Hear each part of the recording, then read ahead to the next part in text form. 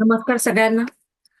आज आपण वास्तुशास्त्र म्हणजे काय, त्याचबरोबर वास्तुशास्त्राचा जो आता आपण कोर्स लॉन्च केलेला आहे, त्या कोर्स बद्दल थोडक्यात माहिती जाणून घेऊया. बऱ्याच लोकांचे प्रश्न आहेत की मॅडम आम्ही थोडंसं त्या दिवशी वेबिनार अटेंड केला नाही किंवा सेशन अटेंड केलं नाही, सो आम्हाला माहिती मिळेल का?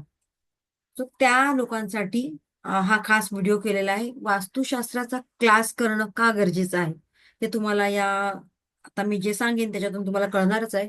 सो बघूया आपण की वास्तुशास्त्राचा कोर्स करताना तुम्ही काय काय गोष्टी शिकणार आहात. डेफिनेटली हा कोर्स केल्यानंतर तुम्ही तुमचं तर जीवन बदलणारच आहात, पण सपोज तुम्हाला तुमच्या पर्सनल लेवलवर जर हा कोर्स करायचा असेल तर तुमच्या बरोबर घरातल्या इतर सदस्यांचं, म्हणजे सपोज तुमच्या घरामध्ये 4 लोक आहेत किंवा 5 लोक आहेत किंवा तुमची बहीण आहे, भाऊ आहे किंवा आणखीन कोण तुमच्या ओळखीचे अगदी जवळची माणसं आहेत, तर त्यांना सुद्धा तुम्ही सजेशन देऊ शकता, त्यांना सुद्धा तुम्ही गायडन्स करू शकता. जर तुम्हाला अ, हा कोर्स करून एक प्रोफेशनली हा प्लॅटफॉर्म उपलब्ध करून घ्यायचा असेल तर येस ऑफकोर्स या क्षेत्रामध्ये तुमचं तसं सुद्धा वेलकम आहे. कारण एकदा का तुम्ही हा कोर्स केला की कोर्स केल्यानंतर ऑब्विसली तुमचं इन्कम अर्निंग स्टार्ट होतं आणि येस या क्षेत्रामध्ये तुम्ही अगदी छान अभ्यास करून एक मोठी अमाऊंट 5 डिजिटची अमाऊंट इन्कम म्हणून अर्निंग सुद्धा करू शकता. सो प्रत्येकाचा बघण्याचा व्ह्यू वेगळा असतो. काहींना पर्सनल लेव्हलवर शिकायचं असतं, तर काहींना प्रोफेशनल लेव्हलवर शिकायचं असतं. सो येस, डेफिनेटली आता इथपर्यंत जर तुम्ही आलात, सपोज तुम्हाला वास्तुशास्त्राचा कोर्स करायचा आहे आणि वास्तुशास्त्राचा कोर्स केल्यानंतर तुम्हाला असं वाटलं की मला प्रोफेशनली जायचंय, ऑफकोर्स तुम्हाला त्याच्यासाठी सुद्धा माझ्याकडून सपोर्ट दिला जाणार आहे. ओके. सो आता आपण बघूया की वास्तुशास्त्राच्या या कोर्समध्ये एक्झॅक्टली सिलेबस काय आहे. एकच मिनिट. आणि अगदी सगळ्यांना कळेल अशा लँग्वेजमध्ये हा आपला कोर्स असणार आहे. आपले सगळं गायडन्स तुम्हाला दिलं जाणार आहे ते इझी लँग्वेजमध्ये. तो सिलेबस काय आहे ते आपण बघूया. वास्तुशास्त्राची व्याख्या, एक्झॅक्ट वास्तुशास्त्र म्हणजे काय, त्याबद्दल तुम्हाला डिटेलमध्ये माहिती मिळेल. मग वास्तुशास्त्राचा इतिहास आणि त्याचा संदर्भ, मग त्याच्याबद्दल काही ग्रंथ आहेत त्याच्याबद्दल तुम्हाला माहिती सांगितली जाईल. वास्तुशास्त्र आणि सूर्याचं महत्व, त्याचबरोबर दिशांचं महत्व किती आहे, पंचमहाभूत आणि या पंचमहाभूतांचा आपल्या वास्तूमध्ये काय इफेक्ट होतो, का बरं आपल्या शरीरामध्ये सुद्धा या पंचमहाभूतांचं बॅलन्सिंग असायला पाहिजे, त्याचप्रमाणे आपल्या वास्तूमध्ये सुद्धा बॅलन्सिंग का असायला पाहिजे, याबद्दल तुम्हाला डिटेलमध्ये इन्फॉर्मेशन दिली जाते. दिशांचं गुणधर्म किंवा दिशांचे महत्व सांगितले जातात. प्रत्येक दिशांचं एक एक वेगवेगळं महत्व असतं, एक स्पेशालिटी असते आणि त्याप्रमाणे आपल्या आयुष्यामध्ये, आपल्या जीवनामध्ये त्याचा बदल होत असतो. देन वास्तुपुरुष, तो आपल्याला सगळ्यांना माहिती आहे की आपल्या घरामध्ये वास्तुपुरुषाचे एक स्थान आहे. मग या पुरुषाची माहिती सांगितलं जातं, तुम्हाला त्याचं महत्व सांगितलं जातं. वास्तुपुरुषाची काही मर्मस्थाने आहेत की या ठिकाणी जर वास्तुपुरुष निक्षेप केला तर आपल्याला त्याचं काय नुकसान होतं, याबद्दल तुम्हाला माहिती सांगितली जाते. वास्तुशास्त्रानुसार स्वयंपाकघर, किचन कुठे असायला पाहिजे. स्वयंपाकघराची जागा आहे वास्तूनुसार आग्नेय दिशामध्ये. मग आग्नेय दिशा अशी एक दिशा आहे की जर तुमचं स्वयंपाकघर, तुमचं किचन प्रॉपर आग्नेयला येत असेल तर येस ऑफकोर्स तुमच्या घरामध्ये कॅश फ्लो किंवा तुमच्या घरामध्ये फायनान्शियली स्टेबिलिटी राहते.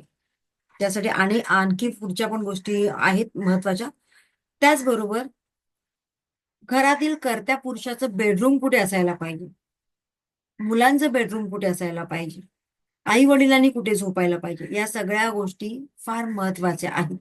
मग तुमचं डायनिंग टेबल, देवघराची जर जागा चुकली तर त्याचे इफेक्ट आपल्या जीवनात कसे आपल्याला भोगावे लागतात. त्यानंतर अभ्यासाची खोली, जसे की स्टडी रूम, आपल्या मुलांचा अभ्यासाचा रूम कुठे असायला पाहिजे, तरच त्या जागेचे महत्व किंवा त्या जागेचे गुणधर्म तुम्हाला मिळतील, बेनिफिट्स तुम्हाला मिळतील, हे सांगितलं जाईल डिटेलमध्ये.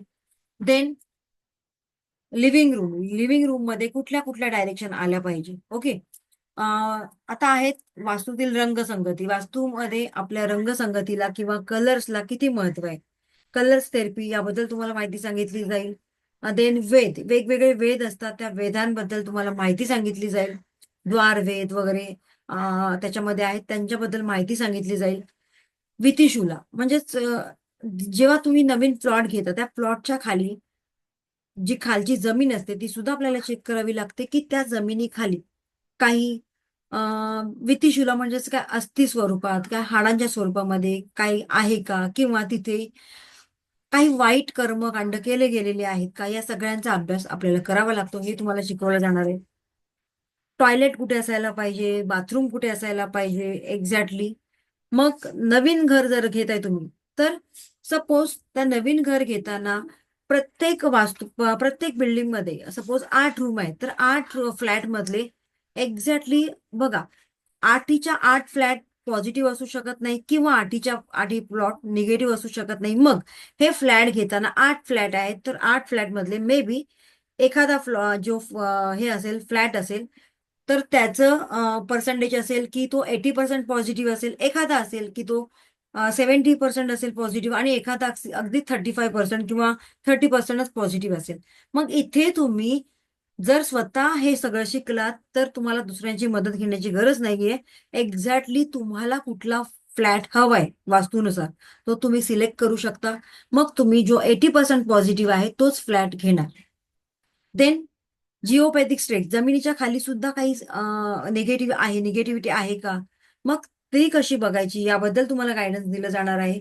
रेडिएशनचा आपल्या जीवनावर काय परिणाम होतो, त्याचबरोबर वास्तूच्या विविध रचना, वेगवेगळ्या फ्लॅट्स. आता आपण मुंबईमध्ये राहतो, मुंबईसारख्या मेट्रो सिटीमध्ये आपल्याला पॉसिबल नाहीये की प्रत्येक वेळेला आपल्याला वास्तूनुसारच घर मिळेल. ओके. परत इथे आपल्या कर्माचा भाग येतो, की आपल्या कर्मानुसार आपल्याला घर मिळतं, आपल्या कर्मानुसार आपण ज्या घरात जन्माला येतो त्या घरातील माणसं मिळतात आपल्याला. मग आता सपोज आपल्याला कर्मानुसार त्या घरात जन्माला आलोय, पण त्या घरात जन्माला आल्यानंतर पुढची प्रगती करणं की न करणं हे आपल्या हातात आहे, आणि त्यामुळे वास्तूनुसार नंतर तुम्ही तुमचं घर करून घेऊ शकता. देन रेसिडेन्शियल वास्तू आपण शिकणार आहोत, की आपण ज्या वास्तूमध्ये राहतोय, राहण्यासाठी योग्य अशी वास्तू, त्या वास्तूबद्दल आपण शिकणार आहोत. त्याचबरोबर कमर्शियल वास्तू म्हणजेच कोणाचं ब्युटी पार्लर असेल, कोणाचं कारखाना असेल, पेट्रोल पंप असेल, शॉप असेल, सो व्हॉट एव्हर इंडस्ट्री असेल, तर त्या ठिकाणची सुद्धा वास्तू कशी असायला पाहिजे, त्याची रचना, हे आपण शिकणार आहोत या वास्तुशास्त्राच्या अभ्यासामध्ये. त्याचबरोबर आता याच्यामध्ये रेमेडीज सुद्धा आहेत. येस. मग रेमेडीज काय आहेत, कलर थेरपी आहेत, यंत्र आहेत काही. सो या रेमेडीज तुम्ही शिकणार आहात. मग डिटेलमध्ये तुम्ही प्रत्येक दिशेचा अभ्यास करणार आहात. फॉर एक्झाम्पल, आता आग्नेय दिशा, मग त्या दिशेचे परिणाम, वायव्य दिशा, मग त्या दिशेचे परिणाम. मग आग्नेय दिशेमध्ये मुख्य प्रवेशद्वार आलं तर, लिव्हिंग रूम आलं तर, किचन आलं तर, देवघर, master bedroom, parents bedroom, toilet, cuts, underground, जिना, सेप्टिक टँक, या गोष्टी आल्या तर त्याचा इफेक्ट काय होतो, मग त्याच्यावर उपाय काय, या सगळ्या गोष्टी आपण याच्यामध्ये शिकणार आहोत. त्याचबरोबर मग तिथे राहणाऱ्या लोकांनी काय काळजी घ्यावी, मग त्या दिशेचं पालक कोणता आहे, त्याची याच्याबद्दल डिटेलमध्ये आपण माहिती घेणार आहोत. आता सपोज साऊथ डायरेक्शन मध्ये कसं असतं, की ती वास्तू बांधल्यापासून तिथे 5-3-4ची सायकल चालू होते. म्हणजेच काय, की 5 वर्ष प्रॉस्पेरिटी असते त्या वास्तूमध्ये, 3 वर्ष स्टॅग्नेशन पिरियड असतो, म्हणजे स्थिरता असते. तिथे तुमच्यामध्ये नाही प्रगती होत, ना की तुमचा डाऊनफॉल होत. जैसे थे वैसे. आणि त्यानंतर पुढचे 4 वर्ष मात्र तुमच्या आयुष्यामध्ये असा काही डाऊनफॉल चालू होईल, की जेवढं कमवलेलं असतं ते जाण्याची शक्यता असते. सो या सगळ्याच गोष्टी आपण जाणून घेणार आहोत वास्तुशास्त्राचा हा अभ्यास करताना. ठीक आहे. सो ज्यांना ज्यांना इंटरेस्ट आहे वास्तुशास्त्र कोर्स करण्यासाठी, तुम्हाला डिटेलमध्ये मी सगळी माहिती सांगितलेली आहे. आपले सेशन सॅटर्डे टू सॅटर्डे असतात, त्यामुळे तुम्हाला इतर वेळी तुमचं जे काम आहे ते तुम्ही करू शकता. फक्त सॅटर्डे स्वतःसाठी रिझर्व्ह ठेवायचं आहे. ओके. सॅटर्डेला फक्त हा 1 तास किंवा 1.5 तास तुमच्यासाठी रिझर्व्ह ठेवायचा आहे. सो येस, डेफिनेटली तुम्हाला जर एनरोल करायचं असेल, ऍडमिशन घ्यायचं असेल, तर मला एक मेसेज करायचा आहे. Thank you so much. बाकीची पुढची माहिती तुम्हाला डायरेक्टली तिथे दिली जाणार आहे. ओके. सो ज्यांना ज्यांना हा कोर्स करायचा आहे, आय होप की त्यांच्या सगळ्यांच्या मनातले जे काही क्वेश्चन होते ते मी थोड्याफार प्रमाणात का होईना त्याची उत्तर देण्याचा प्रयत्न केलेला आहे. सो ज्यांना ऍडमिशन करायचं आहे, एनरोल करायचं आहे, त्यांनी पर्सनली मला मेसेज करायचा आहे. कारण उद्या आपला सेशन चालू होणार आहे शनिवारी, ठीक 11:30 वाजता. So thank you so much.